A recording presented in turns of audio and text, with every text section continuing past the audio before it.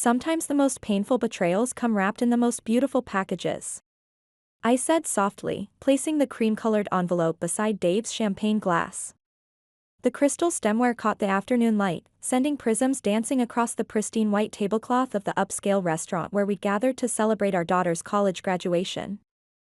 50 pairs of eyes shifted nervously between us, the quiet murmur of conversation dying as my husband of 25 years stood, his expression a mask of practiced confidence.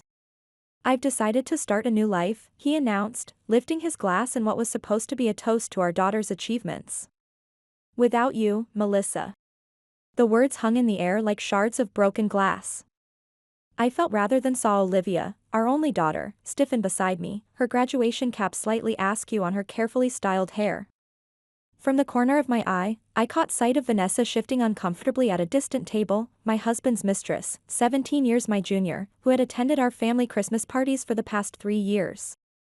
I am Melissa, 49 years old, and until this moment, I had played the role of the perfect wife and mother flawlessly. I supported Dave through 3 failed business ventures, 2 career changes, and countless finding himself phases. But what Dave didn't know, what none of them knew, was that I had been preparing for this moment for 5 years. 5 years ago, on a crisp autumn evening, I found the first thread that would ultimately unravel my perfect marriage. A hotel charge on our joint credit card, a hastily deleted text message, a lipstick smudge on his collar that he claimed came from brushing against someone in a crowded elevator. Each lie had been catalogued, each betrayal documented with the same meticulous attention to detail that had made me an exceptional financial analyst. "I know this comes as a shock," Dave was saying, his voice carrying across the now silent restaurant.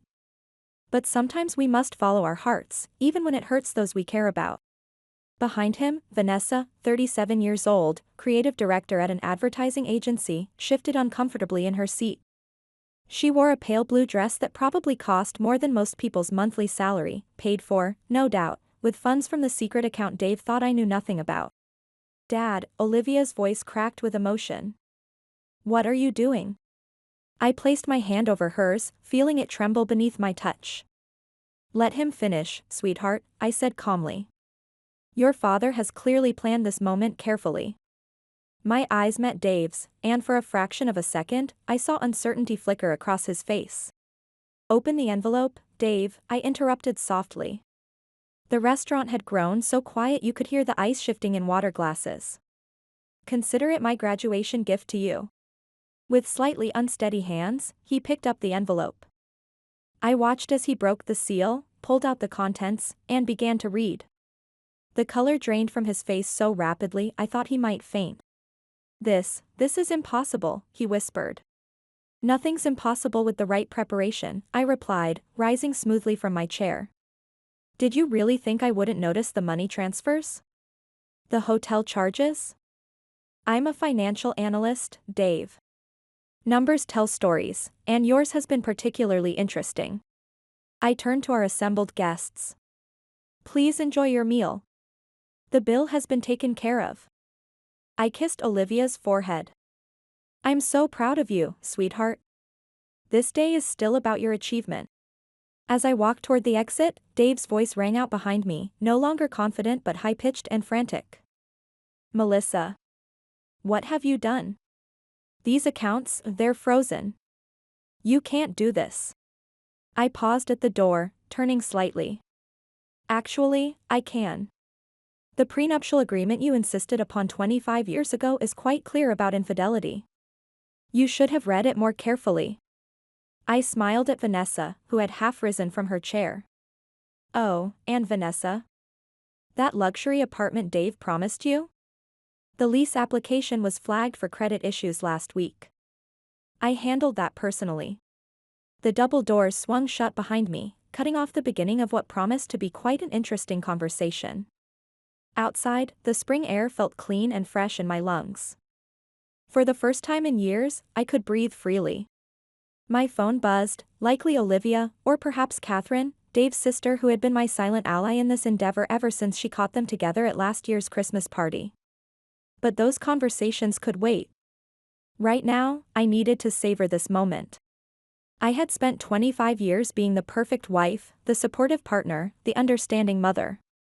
I had put my own dreams on hold while Dave chased his increasingly erratic business ventures. The evidence I had gathered over the past 5 years was comprehensive: bank statements, hotel receipts, jewelry purchases, text messages about their planned future together. The irony was exquisite: the prenuptial agreement he had insisted upon to protect his future earnings would now be his undoing. Every detail had been meticulously planned: the timing of the divorce filing, the freezing of accounts, the documentation of his financial infidelity. Even his predictable choice to make his announcement at Olivia's graduation had played perfectly into my hands.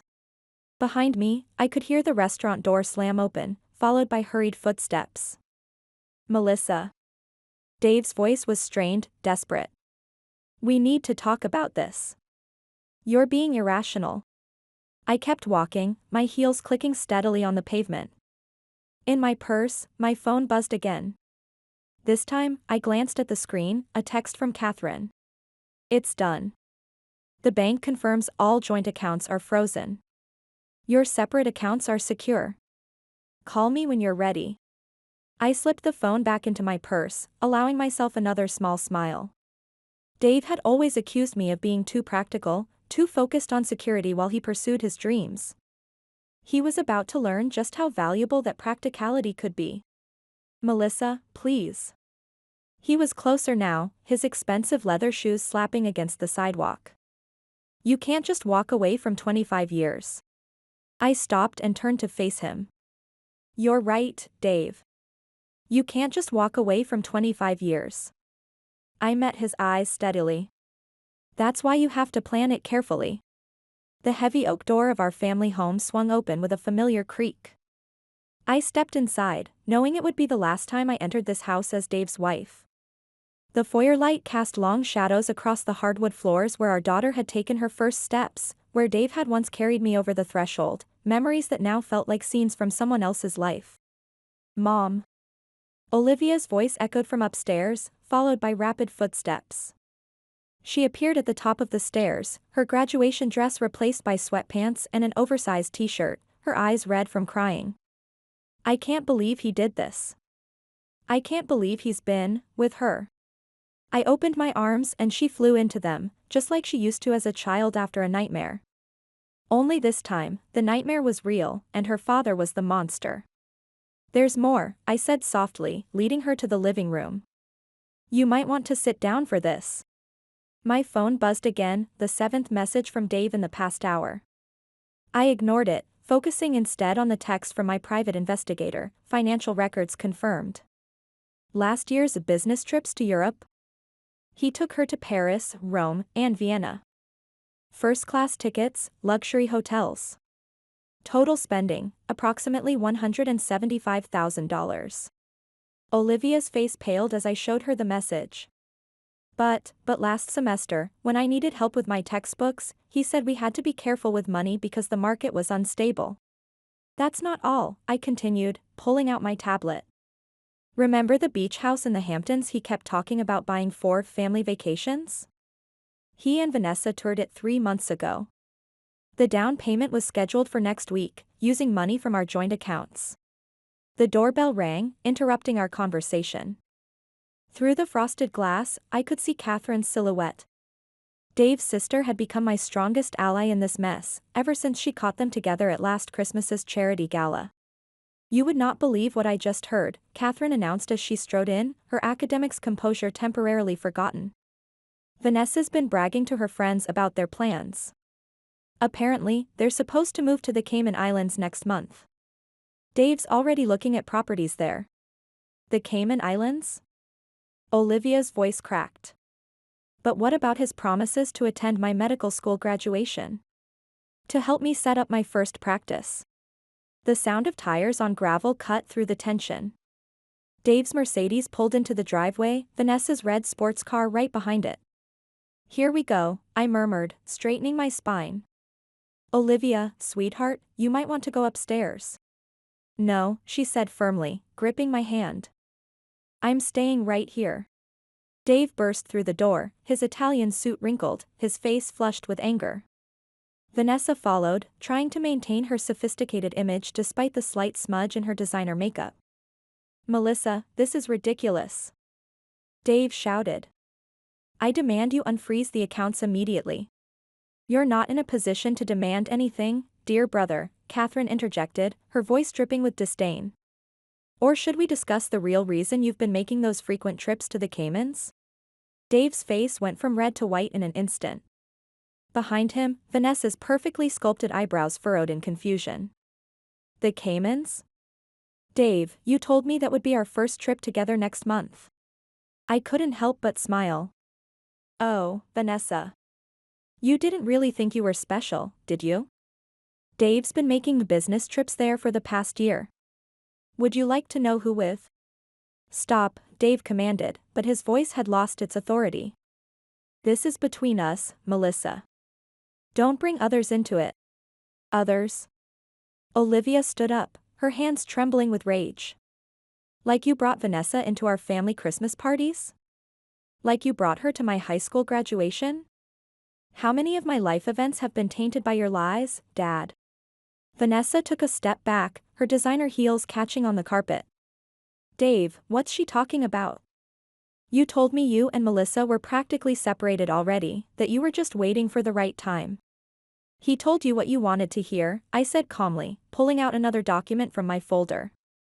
Just like he told Jessica from his office, and Amanda from the country club. Would you like to see the photos? The color drained from Dave's face. You're bluffing, he whispered, but there was fear in his eyes now. Did you really think I wouldn't investigate thoroughly? I handed the photos to Vanessa, watching as her perfect composure crumbled. 6 women in the past 3 years, each one thinking they were special, each one promised a future with the successful, charming Dave. Vanessa's hands shook as she flipped through the photos. The emerald necklace, she gasped. You told me it was unique, designed specially. Her voice trailed off as she stared at a photo of Jessica wearing the identical piece. Dave has a particular talent for making each woman feel unique, Catherine commented dryly. It's just unfortunate he uses the same playbook every time. The Cartier bracelet for Christmas, Vanessa continued, her voice rising. The promises about the beach house. Was any of it real? The jewelry was real, I confirmed. Purchased with our joint accounts, which I've been tracking meticulously. The promises? About as genuine as his business trips. Dave lunged forward, reaching for the photos, but Olivia stepped between us. Don't you dare, she hissed. Don't you dare try to hide this too. Princess, he began, using his old nickname for her, you don't understand. Your mother is twisting everything. Don't call me that. Olivia's voice cracked with emotion. I'm not your princess. I'm the daughter you lied to, the one whose college fund you dipped into for your business investments, or should I say, your romantic getaways. The room fell silent except for the sound of Vanessa's heels clicking across the hardwood floor as she walked to the door. Keep the necklace, she said, her voice ice cold. And the bracelet. And all the other promises. I'm sure they'll look lovely on the next woman you decide to deceive. Vanessa, wait. Dave moved to follow her, but Catherine stepped in his path. I wouldn't, she advised. Unless you want to explain to her about the property you already purchased in the Caymans. The one you showed to Amanda last month. Vanessa froze in the doorway, then turned slowly. You already bought property there? It's not what you think, Dave stammered, but we all knew it was exactly what she thought.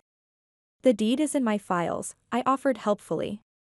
Along with the reservation confirmations for the romantic getaway he planned there. Though I'm not sure which woman he planned to take. Vanessa's composure finally shattered completely. She strode back to Dave and slapped him hard across the face, leaving a perfect red handprint on his cheek. You bastard, she spat. I threw away a promotion for you. I was going to move to the Caymans for you. At least you didn't waste 25 years, I commented dryly. Consider yourself lucky. The sound of Vanessa's car starting and peeling out of our driveway punctuated my words. Dave stood in the middle of our living room, the red handprint blazing on his cheek, his carefully constructed world crumbling around him. The accounts, he said weakly. Melissa, we need to discuss the accounts. I have commitments. To whom? I asked innocently. Your real estate agent in the Caymans? The jewelry store where you buy the same pieces for different women? Or perhaps to Jessica, whom you promised to support in opening her own gallery? How did you? He trailed off, realization dawning in his eyes. I'm a financial analyst, Dave. Following money trails is what I do. And you left quite a trail. I stood up, smoothing my skirt. The preliminary hearing is in 3 days. I suggest you find a good lawyer, though you might have trouble paying for one, given that all our joint accounts are frozen. You can't do this to me, he whispered, but we both knew I already had. Olivia stood and walked to her father, looking him directly in the eyes. You did this to yourself, Dad. Every lie, every betrayal, every moment you chose them over us, you did this. She turned to me, her face set with determination. Mom, I'm staying with you tonight. As Dave stumbled out of the house he'd lived in for 15 years, Catherine turned to me with a mix of admiration and concern. You've been planning this for years, haven't you? 5 years, I confirmed. Ever since I found the first hotel receipt. I learned from my mother's mistake. She confronted my father immediately when she discovered his affair, with no evidence and no preparation. She lost everything. I wasn't about to let that happen to me. The Cayman Islands property, Catherine mused. That was the final piece, wasn't it? International assets are harder to trace in a divorce. I nodded. Dave always did think he was cleverer than everyone else. He never imagined his perfect, practical wife would be capable of this level of investigation. My phone buzzed again, another message from Dave. Please, we can talk about this. Don't destroy everything we built. I showed the message to Olivia and Catherine, then typed my response. You destroyed it, Dave. I'm just making sure you face the consequences. The preliminary hearing was scheduled for 9 a.m., but Dave had been camping outside my temporary apartment since dawn. His once immaculate Mercedes now bore the signs of neglect, much like its owner. Melissa, he called out for the 20th time. Just give me 5 minutes. I can explain everything. I stepped out onto the balcony, coffee cup in hand. You look terrible, Dave. Designer stubble is one thing, but this. I gestured at his disheveled appearance. What would your girlfriends think? I've ended everything with them. All of them. I made mistakes, but I can fix this. His voice carried a desperate edge I'd never heard before. I've changed. Changed. I sipped my coffee. Like the time you changed our online banking passwords? Or perhaps like when you tried to access my private account at midnight? The bank called, by the way. They were quite concerned about the attempted intrusion. His face reddened. I have a right to our joint assets. Had, I corrected. Past tense. Just like your rights to the beach house you tried to transfer to your sister Linda's name yesterday. Did you really think I wouldn't be monitoring all our properties? Before he could respond, a sleek black BMW pulled up. Catherine stepped out, her academic demeanor replaced by sharp business attire. Still here, brother dear? The hearing's in an hour. Shouldn't you be meeting with whatever lawyer was desperate enough to take your case? Dave's expression darkened. You're supposed to be my sister. And you were supposed to be a faithful husband. Funny how things turn out. She turned to me. Ready? We should get to court early. Your attorney has some interesting new evidence. The courthouse steps were crowded with familiar faces, friends, neighbors, even some of Dave's business associates.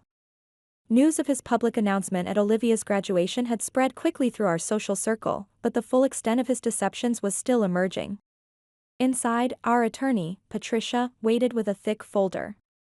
Mrs. Cole, she greeted me with a predatory smile. We've had some interesting developments. It seems Mr. Cole made several attempts to access offshore accounts last night.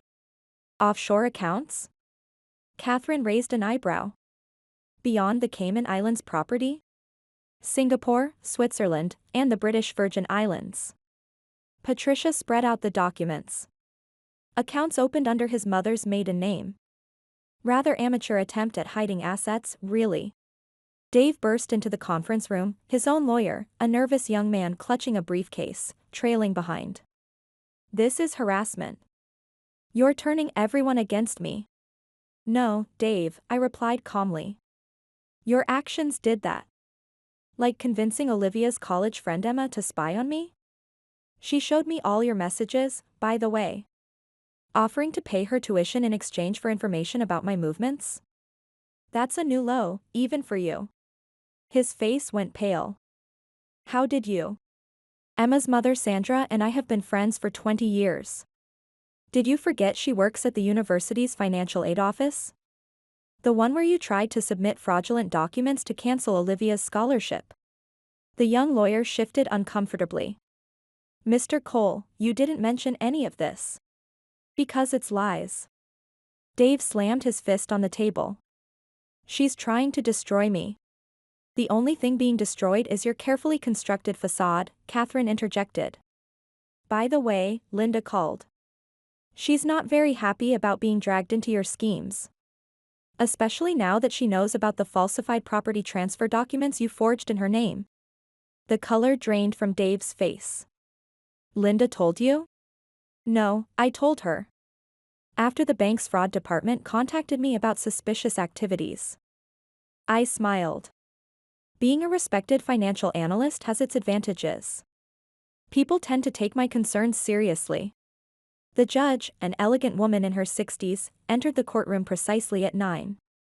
She reviewed the documents with sharp eyes, occasionally glancing at Dave with thinly veiled contempt.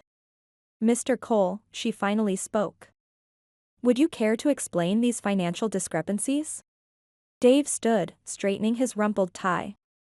Your Honor, my wife is manipulating financial records to paint me in a negative light. These offshore accounts? They're business investments, completely legitimate. Legitimate business investments opened under your mother's maiden name? The judge's voice dripped with skepticism. And I suppose the attempted access to Mrs. Cole's private accounts was also legitimate? I have rights to those funds. Not according to the prenuptial agreement you signed. The judge held up a document. Section 7.3 specifically addresses financial infidelity. Did you read it before signing? That agreement is outdated. It can't possibly.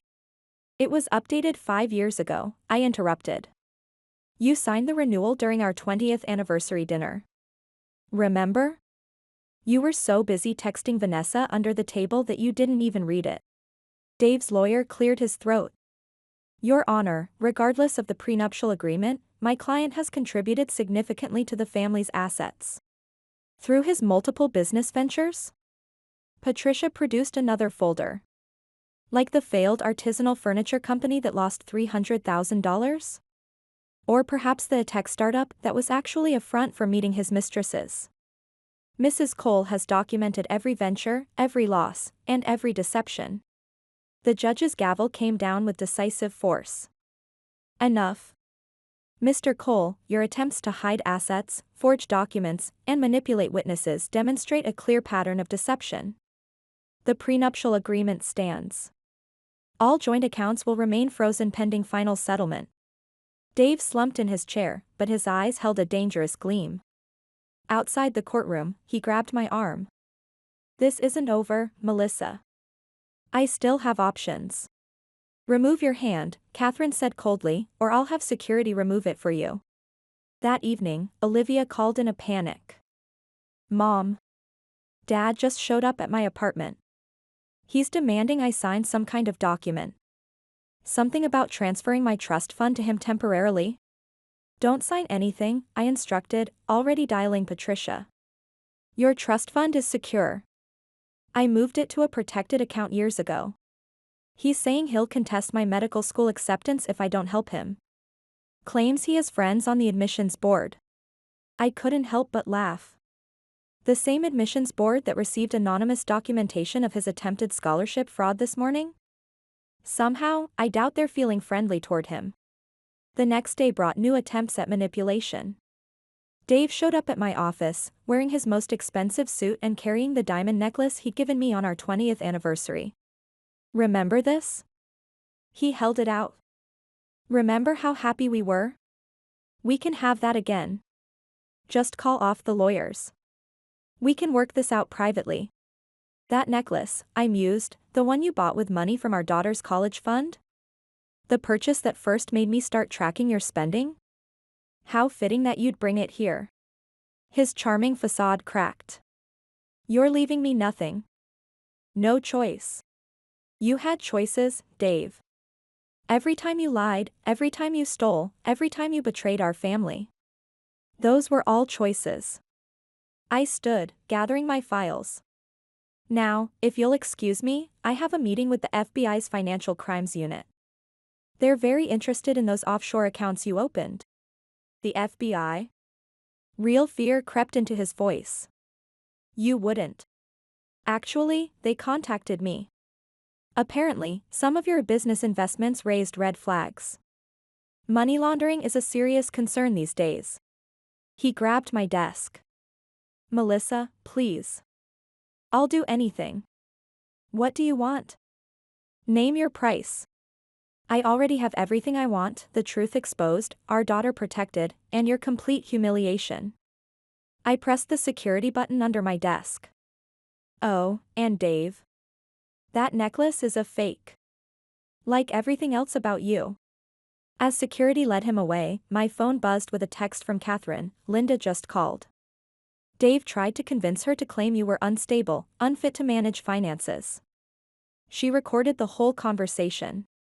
I smiled, adding the information to my ever-growing file. Dave never understood that his real mistake wasn't the affairs or the financial deceptions. It was underestimating the quiet wife who had spent years building an inescapable web of evidence around him. That night, as I shared dinner with Olivia and Catherine, my phone lit up with a final text from Dave. You've won. I'm leaving the country tonight. At least let me say goodbye to Olivia. He's bluffing, Catherine said, reading over my shoulder. His passport was revoked this morning, standard procedure in federal financial investigations.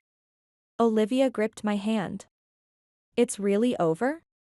Almost, I replied, forwarding Dave's message to Patricia. One last desperate attempt at manipulation, one last lie exposed.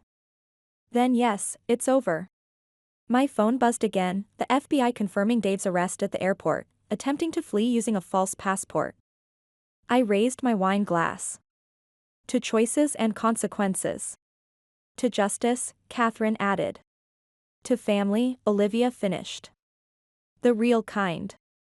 Later that night, alone in my study, I opened the hidden safe behind my degrees and certificates. Inside lay a single photograph, Dave and me on our wedding day, young and seemingly in love. I had kept it as a reminder, not of what I had lost, but of what I had survived. Goodbye, Dave, I whispered, dropping the photo into the shredder. You taught me the most valuable lesson of all, never underestimate a woman with nothing left to lose and everything to gain.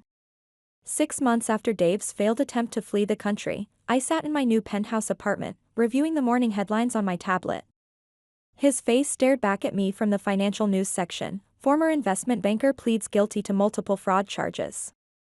The article detailed his fall from grace, from respected businessman to convicted felon facing 8 years in federal prison. My phone buzzed with a text from Catherine. Saw the news. He's being transferred to a minimum security facility next week. Linda says he's been begging family members for commissary money. No one's responding. I smiled, remembering the last time I'd seen Dave in court. Gone were the designer suits and arrogant smirk, replaced by prison-issued clothing and defeated eyes. The judge had been particularly harsh after discovering his attempt to flee using forged documents. Mr. Cole, she'd said, your repeated patterns of deception demonstrate a complete lack of remorse or responsibility. Vanessa, it turned out, had her own revenge. She'd written a scathing exposé for a major women's magazine, How I Discovered My Lover's Double Life. The article had gone viral, leading to several other women coming forward with similar stories about Dave.